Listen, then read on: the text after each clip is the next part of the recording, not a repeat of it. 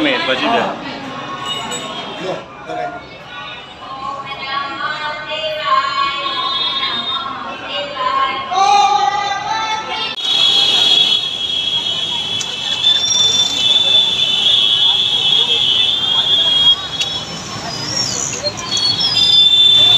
ચકલેશ્વર મહાદેવ ખાતે મહાશિવરાત્રિ નિમિત્તે આયોજન કરવામાં આવ્યું. શું આયોજન કરવામાં આવ્યું છે અને શા માટે?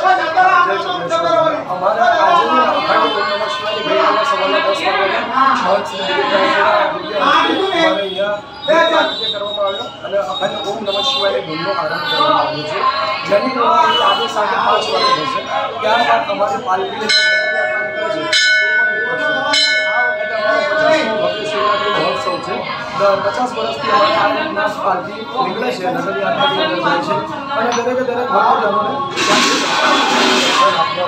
बने चक्रेश्वर महादेव ये बहुत अति जूनू और प्राचीन मंदिर અને શું બીજું આયોજન કરવામાં આવ્યું છે? આ વખતે આયોજન કે પહેલા દિવસે